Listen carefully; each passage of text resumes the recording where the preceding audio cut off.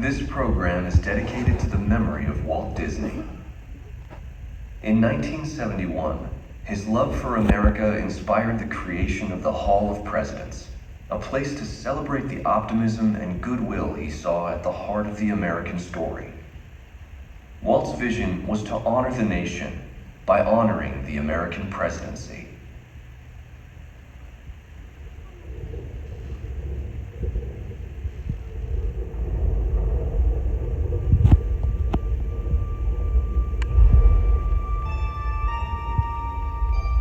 It is 1783, and the smoke is clearing in the wake of the Revolutionary War. Over the course of 8 grinding years, General George Washington has led a force of shopkeepers, farmers, and Native American allies to victory over the greatest military power in the world. A new nation has been born, independent and free. The founders must form a national government. In 1787, through months of passionate debate, they create a written constitution. For the country's highest office, they imagine something new in the history of the world.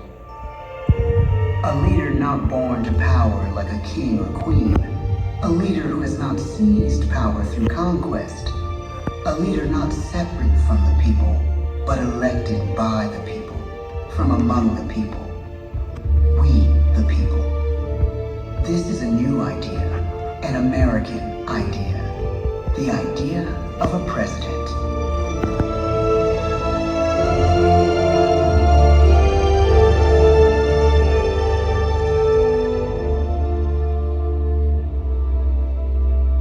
The people don't know exactly what a president will be, but there is little doubt who it will be.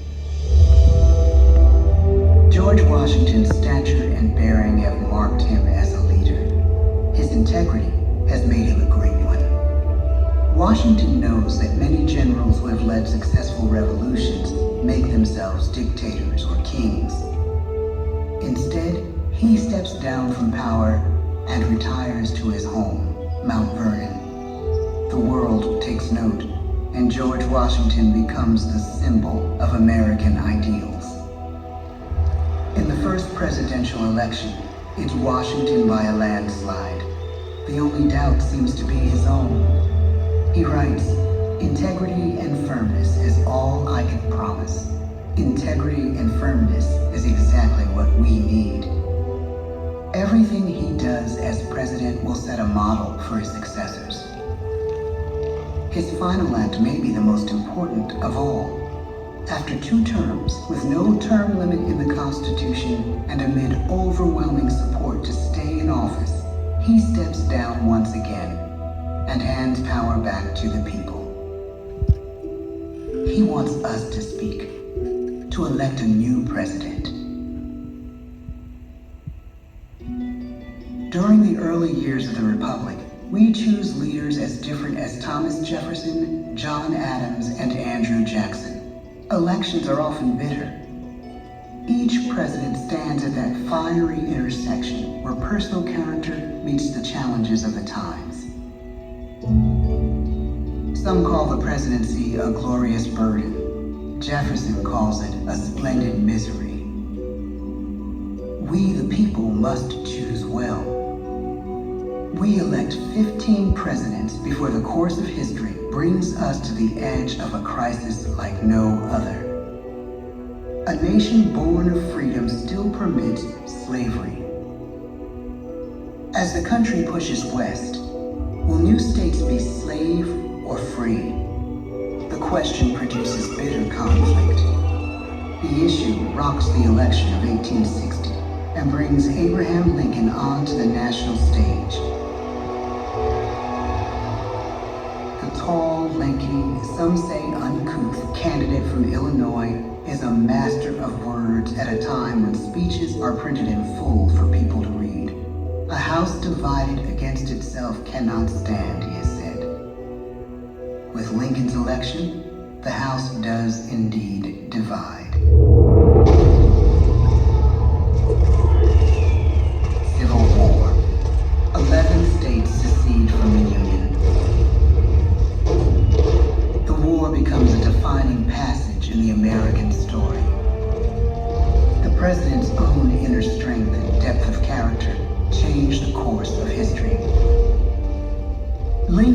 come up the hard way, on the American frontier, desperately poor, with less than a year of formal schooling. His early years were scarred by tragedy, the death of his mother, his sister, his first love. He struggles with depression, but never loses his determination to rise above it. He once said he's driven by a desire to leave the world a little better place for having lived in it. The war rages. Lincoln fights to preserve the Union and end slavery. Neither is a sure thing. At Gettysburg, Pennsylvania, 6 months after one of the bloodiest battles of the war, the president dedicates a cemetery to the thousands of soldiers who died there, in words we can never forget.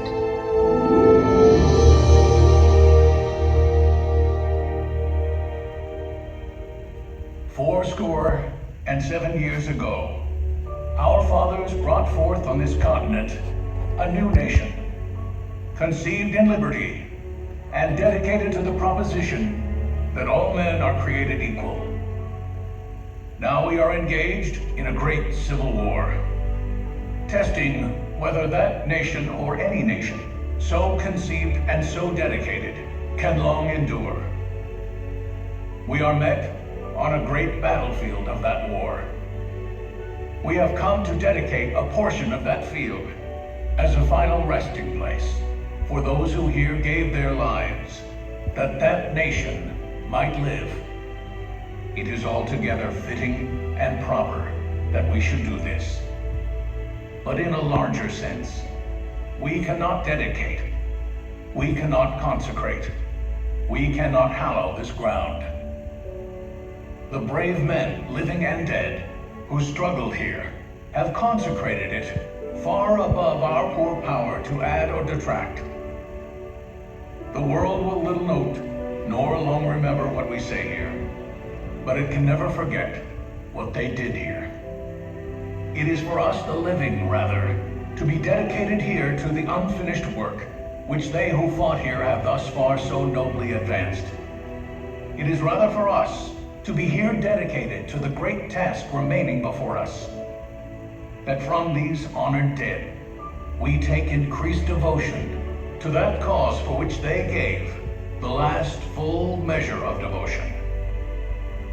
That we here highly resolve that these dead shall not have died in vain, that this nation, under God, shall have a new birth of freedom, and the government of the people, by the people, for the people, shall not perish from the earth.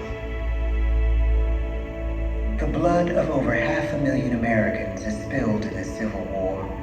President Lincoln's enduring hope is to give true meaning to the sacrifices of so many, to lead us to that new birth of freedom. With the end of the war and the end of slavery, a new birth truly begins. As we roll toward the 20th century, settlers roll west on wagon wheels and railroads connect the nation coast to coast. Millions of immigrants pour in from Europe and Asia. Population doubles. Our economy triples. Our standing among nations rises. We need presidents who can lead both at home and abroad. At the same time, a young Theodore Roosevelt is retreating from New York politics and personal tragedy. The death of his wife and his mother on the same day in the same house.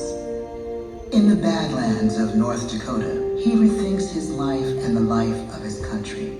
He returns stronger in body and spirit. His renewed energy is just what his country needs.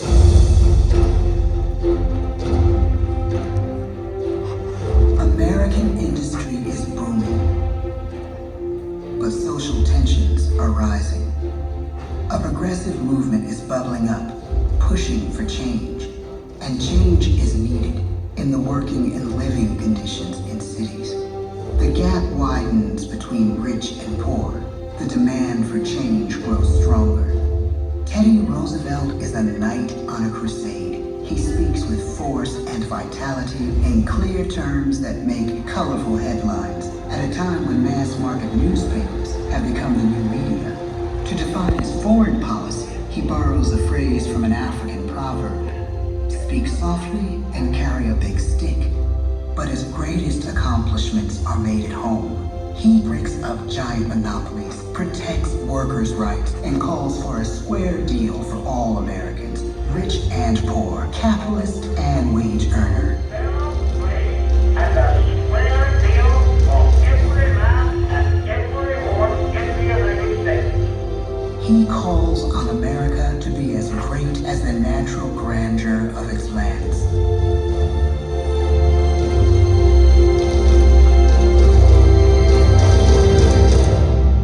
Keep your eyes on the stars and your feet on the ground, he tells us. And we do.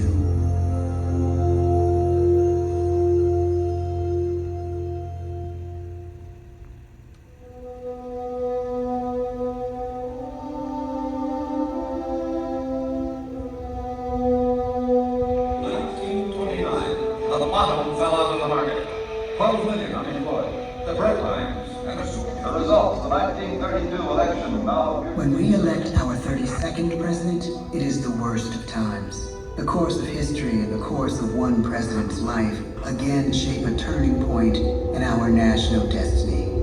Franklin D. Roosevelt, paralyzed by polio, knows how to restore the faith of a people paralyzed by the Great Depression.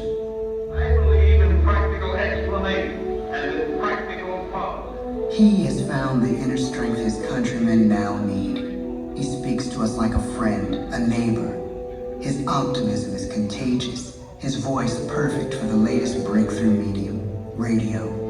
He calls us to believe we have nothing to fear but fear itself. And we do believe.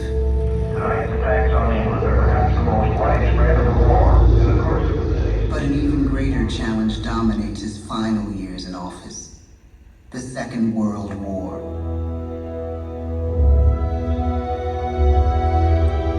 We must be the great arsenal of democracy.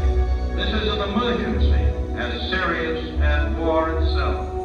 We stun the world with our production. When bombs fall on U.S. troops in Pearl Harbor, he calls us to fight on the war front and sacrifice on the home front.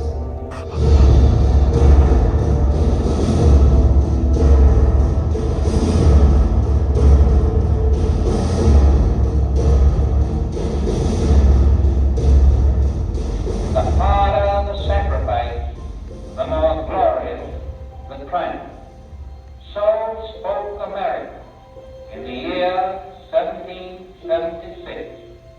So speak Americans today.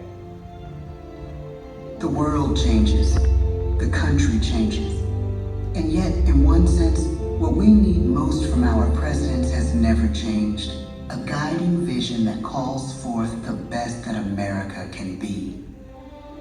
Will outer space be developed for the benefit of all mankind? Or will it become another focus for the arms race? The choice is urgent, and it is ours to make. Ask not what your country can do for you. Ask what you can do for your country. But really, it's all of us who must overcome the crippling legacy of bigotry and injustice. And we shall overcome. One of the agreements that President Sadat and Prime Minister Begin are signing tonight is entitled A Framework for Peace in the Middle East. Mr. Gorbachev, tear down this wall. You have lost too much, but you have certainly not lost America. I can hear you. The rest of the world hears you. Loving this country requires the willingness to speak out for what is right, to shake up the status quo. That's America. just an idea. It is an idea with a proud history. Ladies and gentlemen, the Presidents of the United States of America.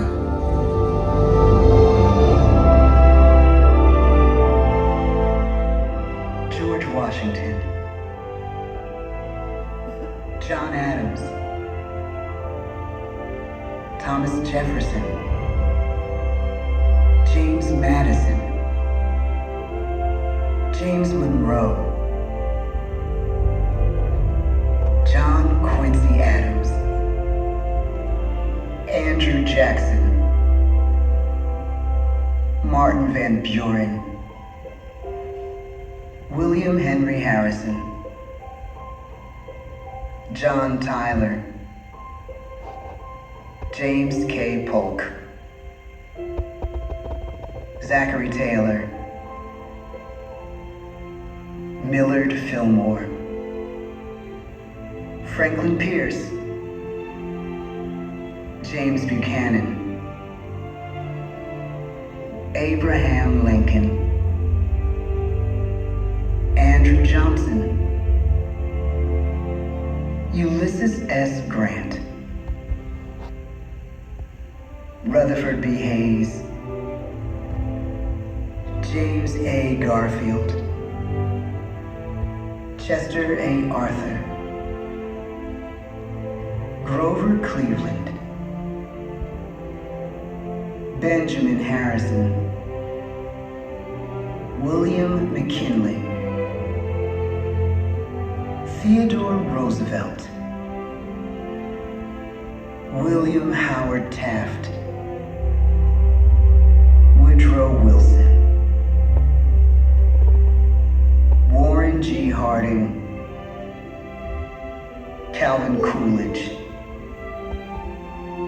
Herbert Hoover. Franklin D. Roosevelt. Harry S. Truman. Dwight D. Eisenhower. John F. Kennedy. Lyndon B. Johnson. Richard M. Nixon. Gerald R. Ford. Jimmy Carter. Ronald Reagan. George Bush. Bill Clinton. George W. Bush. Barack Obama. Donald Trump.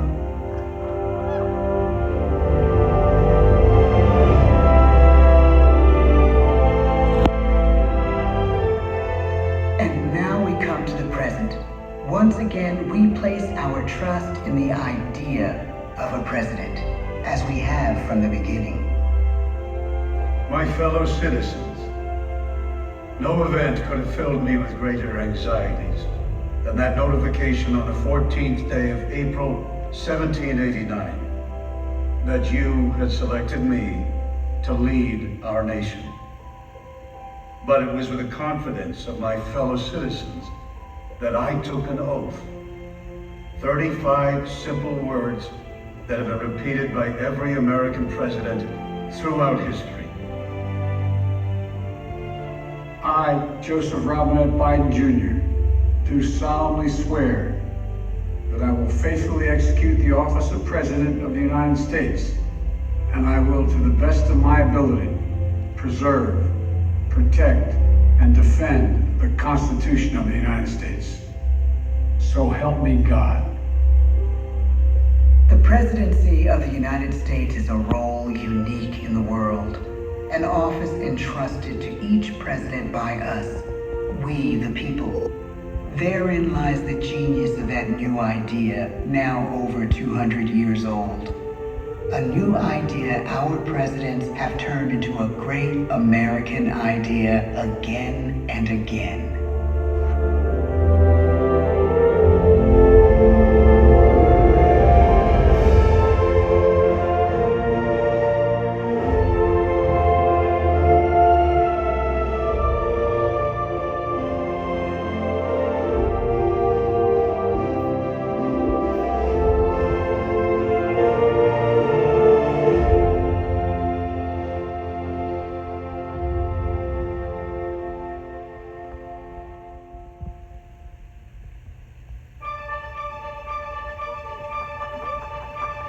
This concludes our presentation. Please